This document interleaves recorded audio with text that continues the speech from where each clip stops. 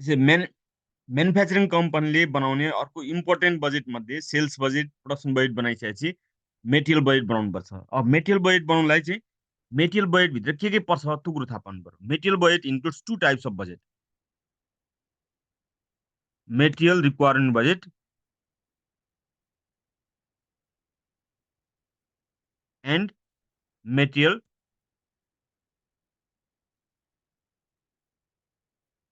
Purchase budget. Material requirement budget र material purchase budget, यो दुईटा बजेट बनाउनु पर्ने हुन्छ मेटेरियल बजेट भित्र। त्यसै मेटेरियल रिक्वायरमेन्ट बजेट र मेटेरियल पर्चेस बजेट, यदि क्वेसनको रिक्वायरमेन्ट छुट्टा छुट्टै छ भने छुट्टा छुट्टै फर्मुला बनाउनु पर्छ। कहिलेकाहीँ मेटेरियल बजेट सोधेको हुन्छ, दुइटै बनाउनु पर्छ, एउटै फर्मभित्र बनाउँदा हुन्छ। कहिलेकाहीँ मेटेरियल बजेट पनि भन्दैन, मेटेरियल रिक्वायरमेन्ट बजेट पनि भन्दैन, जस्ट मेटेरियल पर्चेस बजेट मात्रै भनेको हुन्छ।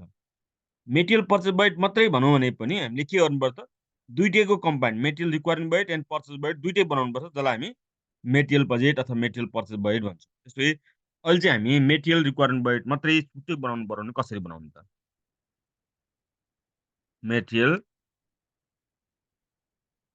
Requirement budget, material requirement budget बनाउनलाई प्रोडक्सन बजेटबाट इन्फर्मेसन आएको हुनुपर्छ। प्रोडक्सन बजेटको इन्फर्मेसनको आधारमा हामीले बनाउने हो। सबभन्दा पहिले आइटम्स राखौँ, त्यसपछि ल जनवरी, फेब्रुअरी, मार्च टोटल एउटा एक्स्ट्रा मन्थ्स हामीलाई चाहिन्छ।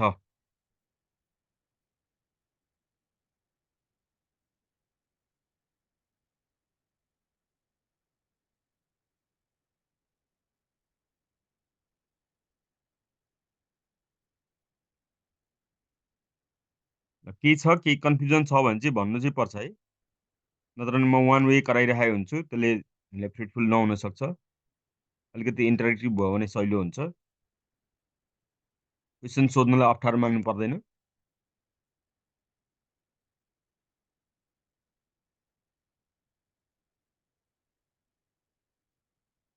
हामीले क्लासमा पढाएको कुरो बुझिएन भएन भन्नुको मिनिङ के हो त, हामी पढाइमा सिन्सियर छौँ भन्ने कुरो बुझिन्छ।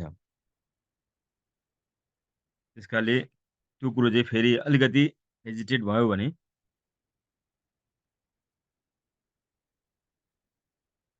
ल, मैले जनवरी, फेब्रुअरी, मार्च राखेँ, 3 महिनाको गर्ने भने टोटल गर्छौँ हामी आफ्टर मार्च। त्यसपछि एउटा कम्तीमा एक्स्ट्रा मन्थ्स हामीलाई चाहिन्छ प्रोडक्सन बजेटबाट आएको इन्फर्मेसनको आधारमा। त्यसै हामी अहिले मेटेरियल रिक्वायरमेन्ट बजेट मात्रै बनाउँदैछौँ। मेटेरियल रिक्वायरमेन्ट बजेट बनाउनलाई के चाहिन्छ, सबभन्दा पहिले के हो त, प्रोडक्सन बजेटबाट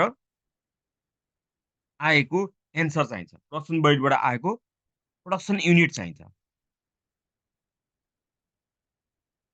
प्रोडक्सन बजेटबाट आएको प्रोडक्सन युनिट भनेको अब हिजोकै लिँदा पनि हुन्छ, यही फिगरहरू लिँदा पनि हुन्छ भने चाहिँ नहुने होइन। अर्थात् हामीलाई अर्को फिगर एजुम गरेर गर्दा पनि केही फरक चाहिँ पर्दैन। ल, हिजो हामीले प्रोडक्सन बजेट बनाउँदाखेरि यो फिगर आएको थियो भने यो प्रोडक्सन युनिट राख्नुपर्छ। प्रोडक्सन युनिट राखिसकेपछि हामीले के गर्नु, इन्टु र मेटेरियल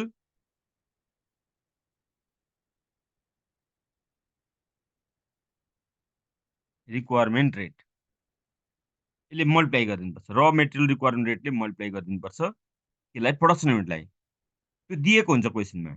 जस्तै एउटा सर्ट सिलाउन कति कपडा लाग्छ, एउटा टेबल बनाउनलाई कति क्युबिक फिट चाहिँ काठ लाग्छ, त्यो दिए जस्तै यहाँ पनि एउटा प्रडक्ट प्रोडक्सन गर्नलाई कति युनिट आउटपुट चाहिन्छ त्यो दिएको हुन्छ। ल, मान्यौँ 2 kg भनेर छ, जस्ट इक्जाम्पल मात्रै 2 kg भनेर छ भने अब हामीले के त इन्टु 2 गर्छौँ, 2 kg ले मल्टिप्लाई गर्छौँ। 2 kg ले मैले 3 kg लाग्छ, 1 युनिट प्रोडक्सन गरेर 3 kg मेटेरियल लाग्छ भने 3 kg राख्छौँ। प्राय गरी हरेकमा एउटै हुन्छ। यो टोटलमा चाहिँ यो रेट हो, त्यस कारणले यो चाहिँ टोटलमा चाहिँ नराख्ने, नराखे पनि क्यालकुलेसन गर्न चाहिँ मिल्छ, सबैतिर एउटै हुन्छ। टोटलमा चाहिँ रेटलाई टोटलमा राखिँदैन, त्यस कारणले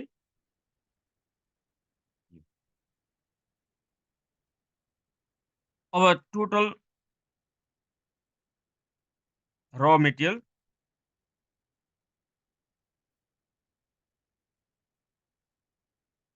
रिक्वायर्ड आयो। टोटल र मेटेरियल रिक्वायरमेन्ट भनेको यहाँनिर र material requirement बजेटबाट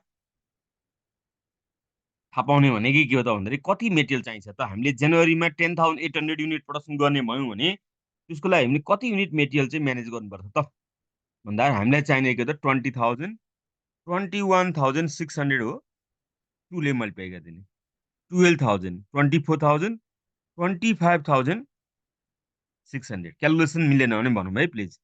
11,600 into 2, 11,000 into 2 22,612 23,200 70,400।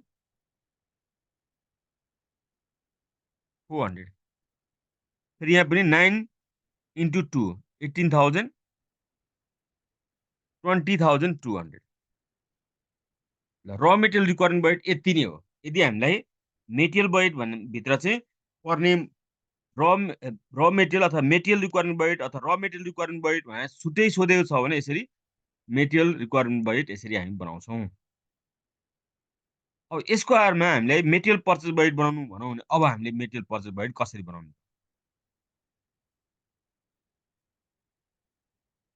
Material purchase budget बनाउनु पर्यो भने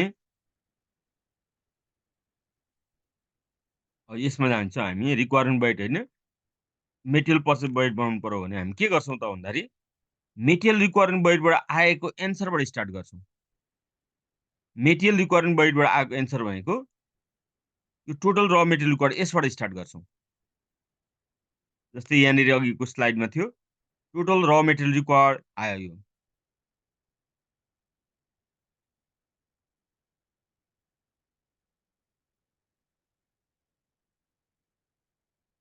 त्यसै अब र मेटेरियल पर्चेस बजेट बनायौँ, सरी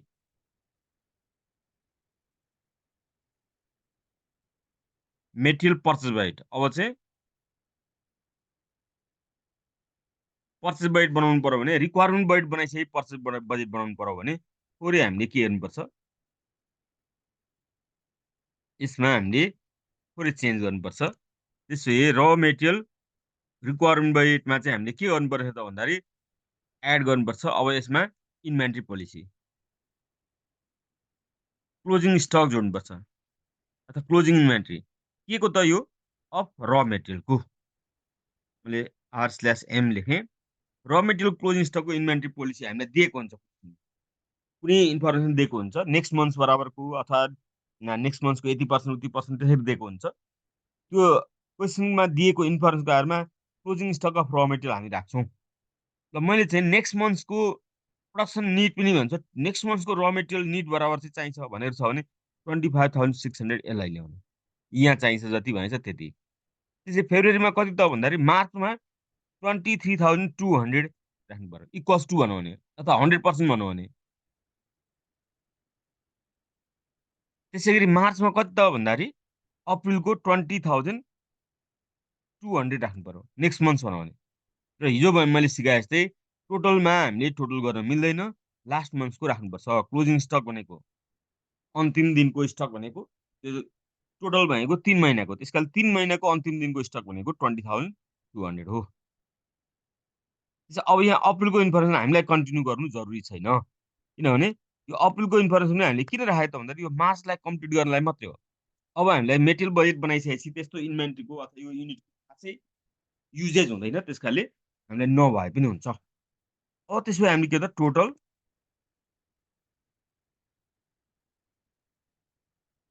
मेटेरियल रिक्वायर्ड आउँछ,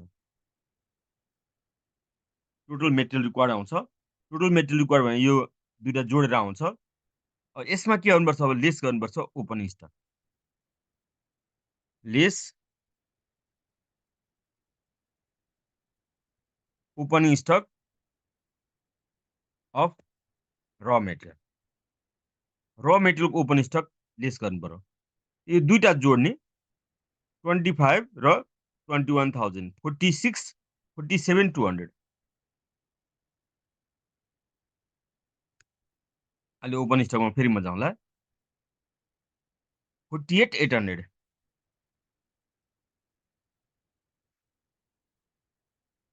टोटल मिलेन भने भनौँ है 20,000 23,000 43,400। यहाँ पनि जोड्ने 70 20 90,600 यहाँनिर परेन हामीलाई। अब यहाँ जनवरीमा जुन क्लोजिङ स्टक छ त्यही फेब्रुअरीमा ओपन स्टक हुन्छ।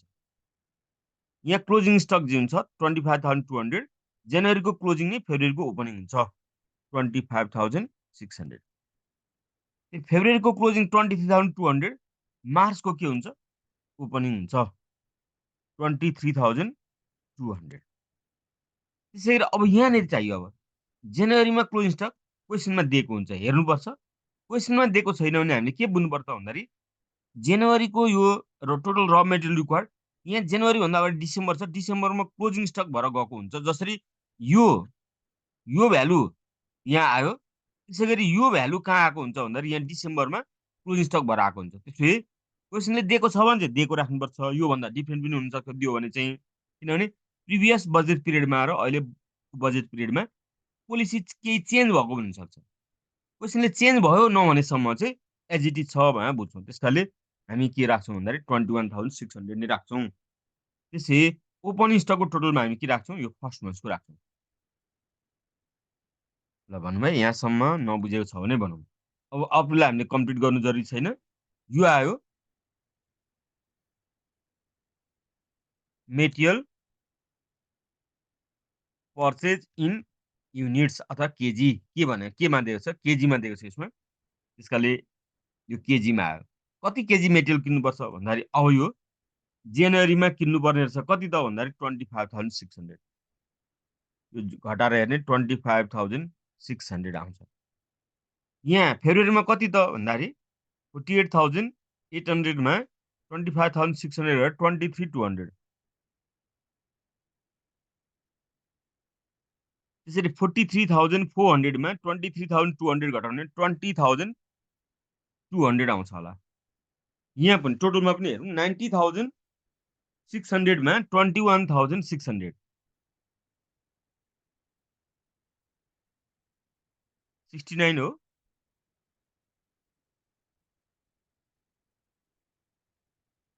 69,000 हो कि सायद हो।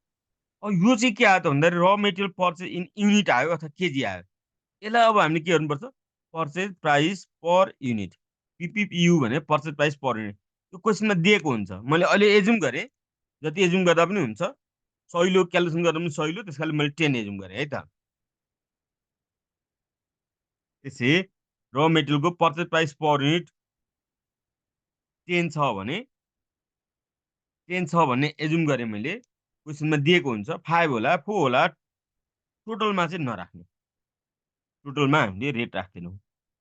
यो के आयो त अब मेटेरियल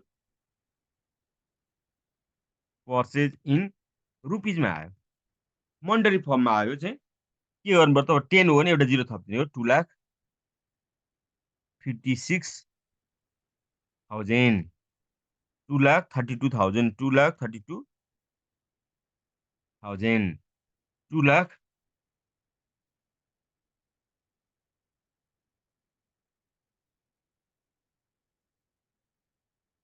2,02,000। यहाँ पनि हामीले के त 6,90,000 6,90,000 यसरी हामीले मेटेरियल पर्चेज बजेट बनाउनु। अब यहाँ म अलिक थोरै ध्यान दिनुपर्ने कुरो म भनिदिन्छु।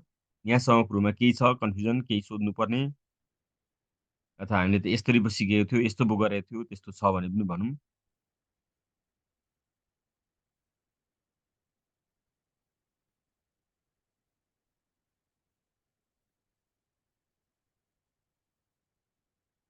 ल यो चाहिँ हामीले के त मेटेरियल रिक्वायरमेन्ट बजेट छुट्टै र मेटेरियल पर्चेज बजेट छुट्टै बनाएर गर्दाखेरि यस्तो हुन्छ।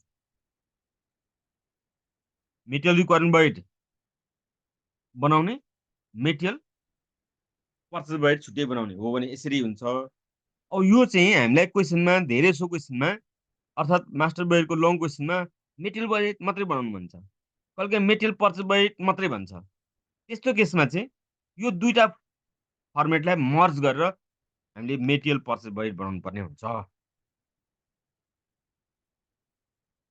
हो कस्तो बेलामा अरे मेटेरियल रिक्वायरमेन्ट बजेट र मेटेरियल पर्चेस बजेट छुट्टा छुट्टै बनाऊ भने मेटेरियल रिक्वायरमेन्ट बजेट र मेटेरियल पर्चेस बजेट छुट्टै छुट्टै बनाउने। तर क्वेसनमा मेटेरियल बजेट मात्रै बनाऊ, दुईटालाई मर्ज गरेर एउटै फर्मुलाभित्र बनाउनुपर्छ। मेटेरियल पर्चेस बजेट मात्रै बनाऊ, दुईटा फर्मुलालाई मर्ज गरेर एकै ठाउँमा बनाउनु पर्ने हुन्छ।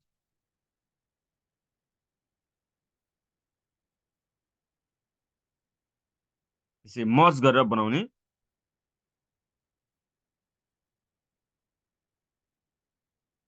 फर्मेटमा के हुन्छ त भन्दाखेरि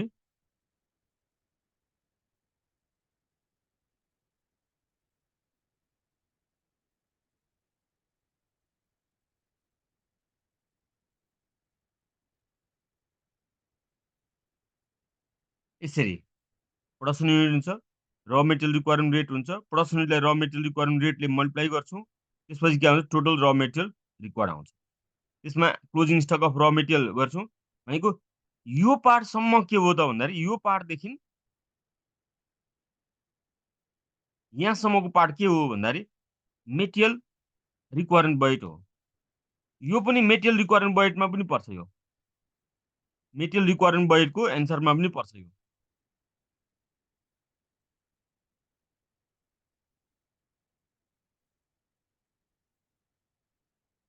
मेटेरियल रिक्वायरमेन्ट बजेटमा यो पनि पर्छ।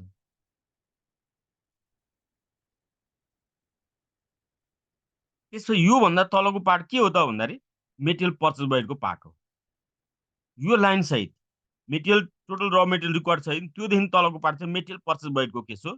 यदि क्वेसनमा हामीलाई मेटेरियल पर्चेस बजेट र मेटेरियल रिक्वायरमेन्ट बजेट छुट्टा छुट्टै बनाउनु भनेको छैन भने त्यसरी हामीले के गर्न सक्छौँ भन्दाखेरि यसरी मर्ज गरेर बनाउनु सक्छौँ। मर्ज गरेर बनाउँदा यस्तो खालको हुन्छ।